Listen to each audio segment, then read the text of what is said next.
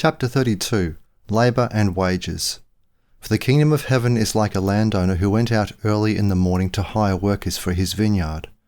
After he had agreed with the worker for 1 denarius a day, he sent them into his vineyard. He went out again about the 3rd hour and saw other workers standing idle in the marketplace. To them he said, "You also, go into the vineyard, and whatever is right I will give you." So they went to work. Matthew 20 verses 1-4. Analysis. I have discussed this in chapter 47 of my commentary on Matthew. This is one of Jesus' pocketbook parables. He used economic stories in order to convey spiritual truths. This parable surveys the history of God's kingdom from God's covenant with Adam until the time of Jesus. It is the story of the resentful workers who were hired early in the day and had to work all day. At the end of the day, all of the day's workers were paid the same, 1 denarius. The workers who had been hired early in the day complained. They were being paid only what the latecomers were being paid, who did not have to work all day long. The workers in the early morning represented the nation of Israel. God was now making available membership in the kingdom to those who had not been serving God from the days of Abraham. The Gentiles were latecomers. Jesus used this parable to teach a lesson about Israel's resentment. The parable would have made no sense to the listeners if they had not understood the nature of the bargaining process in the labour markets. This bargaining process rests judicially and morally on the concept of private property, the right to make a contract. But the owner answered and said to one of them, "Friend, I do you no wrong. Did you not agree with me for 1 denarius? Take what belongs to you and go your way. I choose to give to these last hired workers just the same as to you. Do I not have the right to do as I want with what belongs to me? Or are you envious because I am generous?" Verses 13-16a. This passage is the strongest affirmation of private property in the New Testament. It is rarely quoted in this context. The owner of the field asked a rhetorical question, "Do I not have the right to do as I want with what belongs to me?" He followed it with a non-rhetorical question, "Or are you envious because I am generous?" This affirmation of the moral and legal right of the ownership of private property stands as an affirmation of the legitimacy of the free market's process of allocating resources. This economic message continues to alienate critics of the free market. They are hostile to the concept of voluntary bargaining. As the day grew shorter, the field owner maintained his original offer, 1 denarius. This meant that the hourly wage was going up. Because it is a parable about the kingdom, it is a parable about the grace of God. But the context of the parable was clear. The field owner had employment for these workers that he believed would be profitable for him. The early workers were paid less per hour, but they had held a guaranteed job for the day. There was no risk of unemployment. They did not know that he would be back later in the day to make offers to different groups of workers. If they had known this, some of them might have delayed accepting the offer. But they wanted guaranteed income. They were not willing to risk the possibility that he would not return later in the day to make the same offer. The employer did not know for sure that there would be available workers later in the day. Therefore, he also did not have perfect foreknowledge of the future. Ignorance is basic to all negotiating. The parties on either side of the negotiating table do not have perfect knowledge of what the parties on the other side are willing to accept or offer. As with all other areas of economic theory, imperfect knowledge is fundamental to the market process. Any attempt to explain the market process in terms of perfect knowledge or in comparison with the supposed deficiencies of perfect knowledge is based on self-deception. Sadly, this approach to explaining the market process is basic to modern economic theory, and it is categorically incorrect. It is called equilibrium. It rests on an assumption the analytically correct standard of economic efficiency is omniscience. This is available only to God, which is why equilibrium analysis is incorrect. The labourers were owners of their skills. They had a legal right to come to an agreement with someone who was willing to hire them. The employer was the owner of money. He had a legal right to come to an agreement with someone who was willing to work for him. The labourers had a right to sell their skills for money. The field owner had a right to hire those skills for money. The right of ownership is always the right of disownership. It is the right to allocate whatever it is that you own. You exchange ownership on your terms. So does the other party to the transaction. Buyers and sellers adjust their plans in terms of a particular price. If they cannot find a way to adjust their plans in terms of the initial price offered by the seller, then they may come to an agreement in terms of a different price. Or they may come to an agreement in terms of different terms of payment. There is the possibility of negotiation. In the parable, there is no mention of other employers who are willing to make an offer to workers. The parable was illustrating the kingdom of God. God has a monopoly over the kingdom. He has a monopoly over who gets access to it. So, it is not a sufficient parable for discussing the market for labour. But it is sufficient in discussing the right of buyers and sellers to make an exchange of valuable assets. It is sufficient in discussing the right of ownership, which is always the right of disownership. Part A. Labour Services. Under the Mosaic law, it was legal for someone to sell himself into permanent slavery.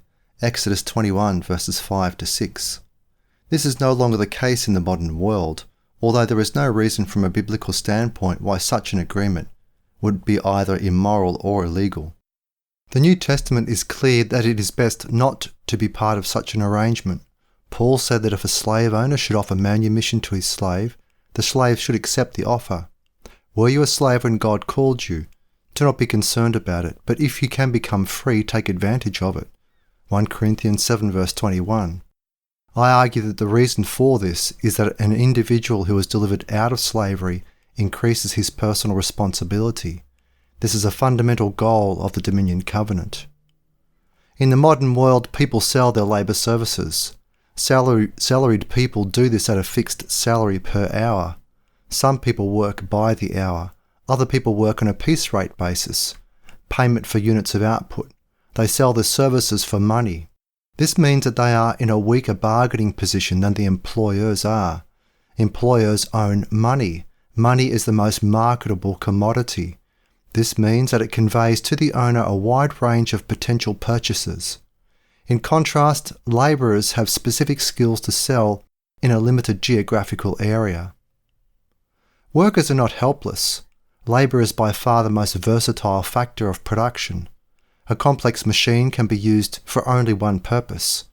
If the market for the output of the machine shrinks, the value of the machine declines, and therefore the price of the machine declines. This is also true of labour services. But labour services are far more versatile than a complex machine. People can find other ways of making a living. So, when the market for labour services declines, there is a reduction of demand, and competition among labourers forces down salaries. But in a market with a high division of labour, there are employment opportunities for almost all workers. Of course, this brings forth the economist's favourite qualification, at some price. A worker needs income or capital in reserve in order to support himself and his family. He is usually not in a position to bargain with the same degree of authority that an employer is. The worker has a narrow set of skills. He also has a narrow geographical area in which he can use these skills if the skills are based on manual labour. In contrast, the employer has money. He can offer sufficient money to recruit labourers from outside the immediate geographical area. He probably has capital in reserve. He is in a stronger bargaining position than the labourer is.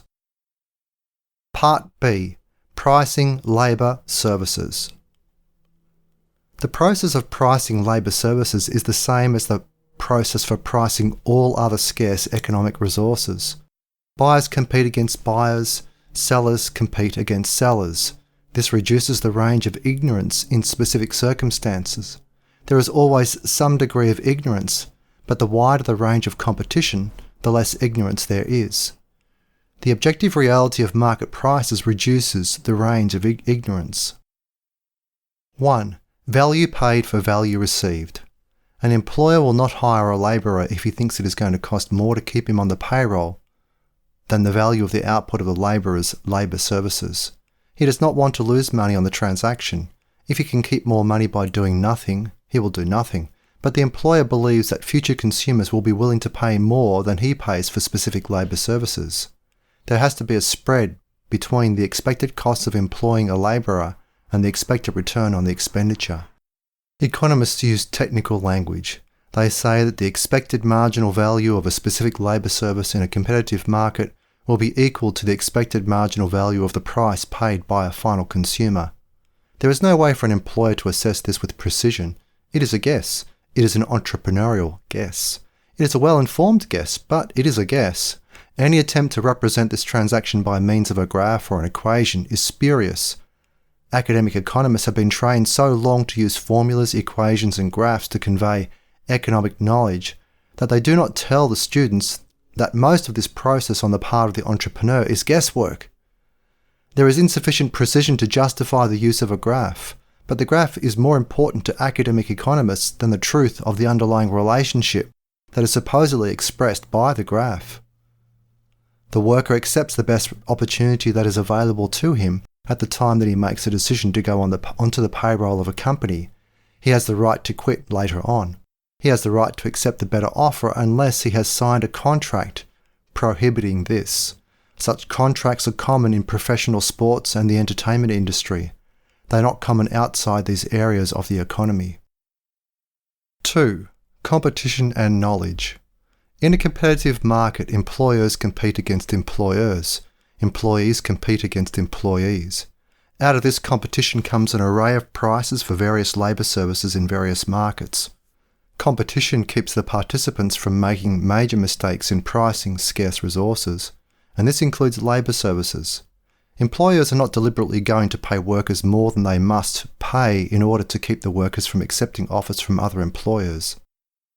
Similarly, workers are not going to accept salaries that are lower than the best offers made by another employer. The more accurate the price information and the more widespread the price information, the narrower the range of negotiation between employers and employees. In the parable of the field workers, there is no mention of another employer.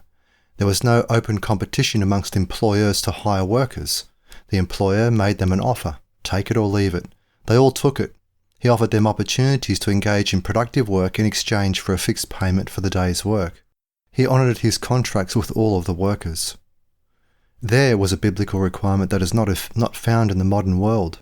An employer had to pay his workers at the end of the day. He could not refuse payment overnight. You must not oppress a hired servant who is poor and needy when he is of your fellow Israelites or of the foreigners who are in your land within your city gates. Each day you must give him his wage. The sun must not go down on this unsettled matter, for he is poor and is counting on it. Do this so that he does not cry out against you to the Lord, and so that it not be a sin that you have committed. Deuteronomy 24 verse 14 to 15. This law recognizes that some workers have no savings. They are at a competitive disadvantage in relation to those workers who do have savings. The workers who do have savings are in a position to offer an employer an advantage. He does not have to pay them immediately. The Bible makes it clear that this is an illegitimate bargain. It is one of the few cases in which a limitation is placed on bargaining. There was no civil law against it in Mosaic Israel, but there would have been an ecclesiastical law against it. It is not illegal for an employer to offer to pay in advance for labour services. Perhaps he will pay 2 weeks in advance. He can pay a month in advance. He bears the risk that the workers will accept payment, but then not show up or else work poorly.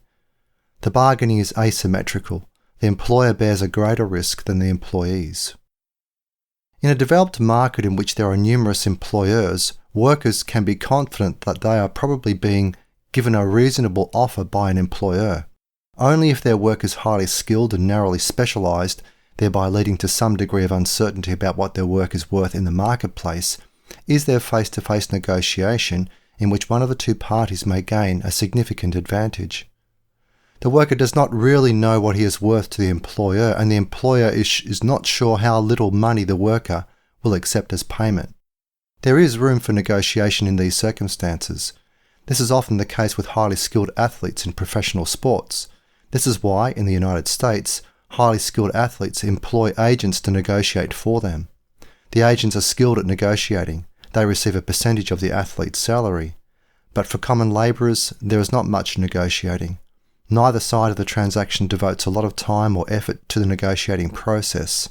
This is because wage rates for specific kinds of labour are widely known by employers and employees. The range of ignorance is much narrower, so the salary range subject to negotiation is much narrower. Salaries and employment conditions can change when final demand by consumers changes. In times of recession, wages are generally stable by tradition, but employees get fired. If wages were more flexible, fewer employees would get fired. If the business's management persuaded them to accept lower wages, the total wage bill will be reduced. The business would not have to fire anybody. Also, in a recession, newcomers in the marketplace find it difficult to get job offers at wages that prevail for existing employees. They have to be superior workers in order to earn the same wage as somebody who is already on the payroll. In contrast, in times of rising economic output, wages generally rise.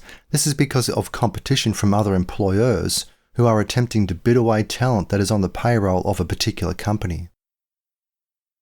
Part C. Capital increases labour productivity.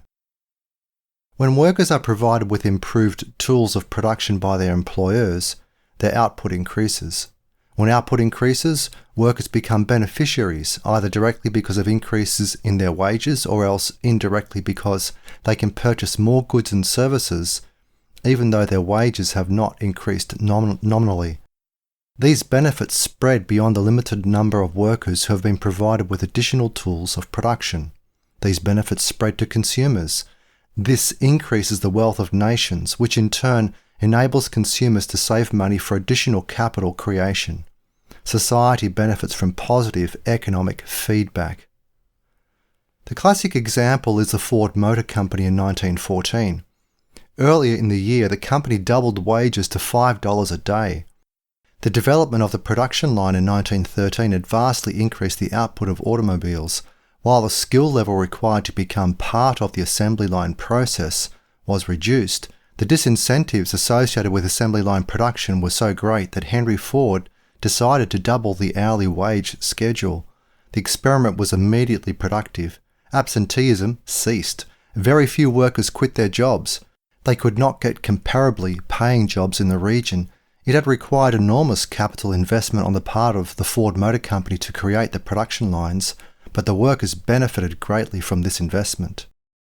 1. Specialised labour. Increased capital investment enables workers to increase their output. They do so because the capital increases the specialisation of labour. Specialised labour is more productive than non-specialised labour. Workers can satisfy consumer demand more effectively. As innovations in capital and production spread, they get copied. Other workers are then equipped by their employers with better tools, and these workers also increase their productivity. Some of this increase will produce greater income for business owners who innovated. Inventors of new tools will also be rewarded. In other words, all of the net productivity that is derived from increased capital investment does not flow to workers. There are times when better tools can be used by common workers who will not need additional training. The more that these workers are replaceable, the less they will receive as their share of the increased output. If there are lots of competitors for their jobs, this increased productivity will benefit the owners of capital more than it will benefit the users. Usually, business owners who wish to persuade workers to change their ways and learn how to use new equipment have to offer increased benefits for making the changes. People do not like to change their behaviour. It is easier to do things the old way. They need incentives to persuade them. Higher wages are obvious incentives in labour contracts. The more specialised the tools of production, the more specialisation is required by the workers who use these tools. They must have greater knowledge. Employers must pay premiums over the prevailing wage structure in order to attract efficient users of these tools. We can see this in the examples of Jesus' early recruits. When he was walking beside the Sea of Galilee, he saw Simon and Andrew, the brother of Simon, casting a net in the sea, for they were fishermen. Jesus said to them, "Come, follow me, and I will make you fishers of men." Then immediately they left the nets and followed him. As Jesus was walking on a little farther, he saw James the son of Zebedee and John his brother. They were in a boat mending the nets. He called them, and they left their father Zebedee in the boat with the hired servants and followed him. Mark 1, verses 16 to 20. When Jesus recruited Simon and Andrew, that ended their family fishing business. They were specialized businessmen, and they left that business in order to follow Jesus. They were partners with James and John, Luke 5 verses 7 to 10, who also left the business behind. They left their father Zebedee in charge. Presumably, he also acted as trustee for Simon and Andrew. We presume this because after Jesus' death, he appeared to Simon Peter and other disciples, including the sons of Zebedee. Peter had returned to his occupation as a fisherman. He decided to go fishing and he got into a boat. John 21 verses 1 to 4. Presumably it was his boat. He did not ask permission, so it had not been sold. When the four men initially departed with Jesus, Zebedee would have had capital, 2 boats and 2 sets of nets. These nets had to be repaired from time to time, which his sons had been doing. He would have had to pay a wage to at least 4 people who could perform the same skilled tasks.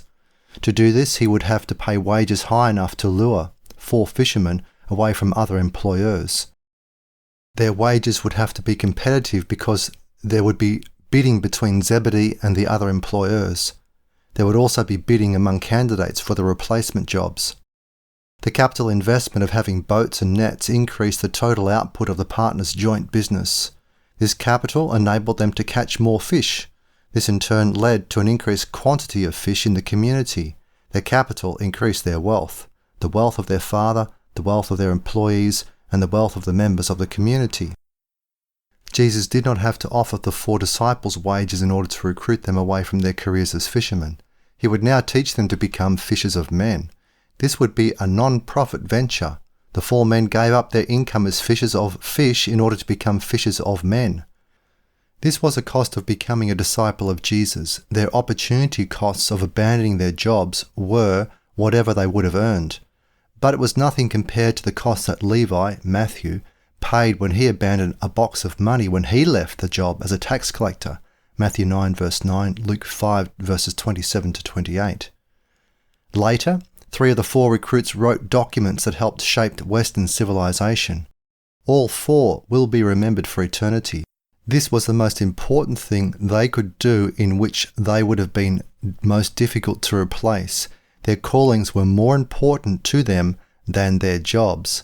They were not motivated by money.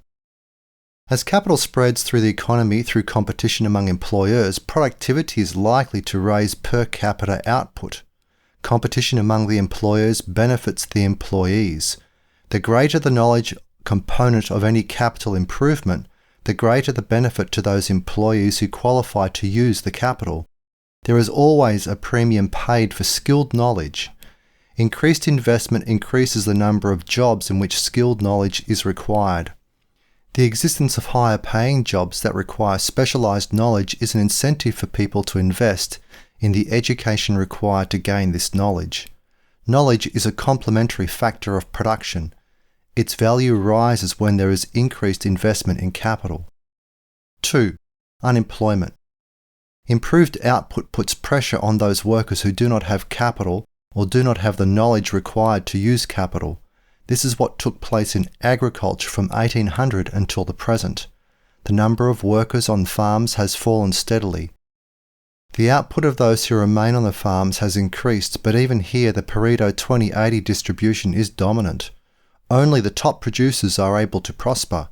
This forces those who are not efficient producers to leave the farms and to go into other lines of work. They must specialize in other areas in which they have an advantage. The constant improvement of capital increases output, which leads to price competition. Per capita wealth rises in the society as a result. Throughout the period of the Industrial Revolution and the Communications Revolution, there has been great fear that increased output would lead to widespread unemployment. So far, this has not taken place. The fear is that the increased productivity of a handful of workers who have been equipped with capital will produce unemployment in those sectors of the economy that have not kept pace with capital development and its associated rising skill sets. This fear today underlies criticism of robotics and algorithms, digital innovations which are much more rapid and widespread than innovations in the past. But, so far, society has benefited from increased output, and a rising rate of unemployment has not resulted from digital technical innovation. New jobs have been created by these innovations, especially service jobs. Part D. Leisure. Employees have uses for their time other than working for a wage. They can go home early and they can do what they want with the rest of the hours in their day. Leisure is therefore a consumption good. It is a very special form of consumption good. It is not taxable. Earned income is subject to an income tax in most nations. Leisure is not subjected to any tax. It is therefore highly competitive with taxable income. When the owner of an asset decides to keep the asset rather than sell it or rent it, economists call this reservation demand. The most widespread form of reservation demand is leisure. This means that there is no such thing as free time. Whenever someone spends time on something other than earning a living, it costs him the forfeited income of whatever else he could do with his time. He gives up something of value in order to enjoy what is inaccurately called free time. Leisure is not counted as part of gross national product. There is no way to estimate the value of leisure, so economists ignore it. They count only the income generated in the form of wages. This is misleading. When a society gets richer, most workers increase their consumption of leisure time. If people want to consume time in the present in preference to consuming greater wealth in the future, this is a present orientation. If they consume leisure today at the cost of not working extra hours, then they will be poorer in the future than they would otherwise have been. People with high time preference make this decision. It is a mark of a society experiencing economic growth that employees put in longer hours than employees in a society in which people enjoy greater leisure. A biblical society will be marked by long work hours. Jesus said this, "We must work the works of him who sent me while it is day. Night is coming when no one will be able to work." John 9 verse 4. These extra work hours need not be salaried. They were not salaried for Jesus' disciples, but they are work hours. This is what the Dominion Covenant requires. This outlook is marked by a phrase popular in the United States. You have to work only half a day to be successful. It doesn't matter which half. Conclusion. Labour is a factor of production. It is the most versatile of all factors of production. People can use their skills to supply many kinds of services. They can learn new skills. This makes them flexible in seeking employment. They can adjust their wage demands in terms of the state of the economy. In recessions, they can reduce their wage requests. In booms, they can increase their wage requests. The market's process of competition tends to pay workers the equivalent of their output in the process of production, just as it does with every factor of production. Economists say that the marginal price of this output tends to equal the marginal price paid by consumers for the output of employees. Analytically, consumers, final buyers, determine what every factor of production is paid. They do not sit down and estimate what should be paid to every factor of production. They simply decide to buy or not buy the goods and services placed before them. In making this choice, they reward those producers who meet their requirements. This favours particular lines of production. Competition for factors of production continues among employers. Through this bidding process, successful businessmen are in a position to bid away the factors of production from their competitors. They are in a position to do this because in the past, customers have rewarded them by purchasing their output. These businesses build up capital reserves. They have lines of credit that unsuccessful businesses do not possess. They are successful bidders for raw materials, labour and capital. Consumers have enabled them to be the successful bidders in the marketplace. Consumers are in positions of authority because they have money to spend, the most marketable commodity. Those businesses that benefit from their expenditures also have money. This puts them in a strong position as employers. The greater the supply of capital invested in production, the higher the wages paid to employees. Increased capital investment increases workers' output. Because they know how to use the tools of production, which are specialised, their value in the production process rises. In order to keep them on the payroll, employers must offer them wages comparable to the wages offered by rival employers. A highly future-oriented society is marked by long hours on the job or on the calling. The price of this dedication is forfeiting whatever benefits leisure would have offered. A highly present-oriented society is marked by lots of leisure activities, especially digital entertainment. The individual's price of this leisure is the wealth and the dominion that he will not attain because of the hours that are not invested in either his job or his calling. There is always a trade-off. There is always a price to pay. There are no free lunches. There is no free time.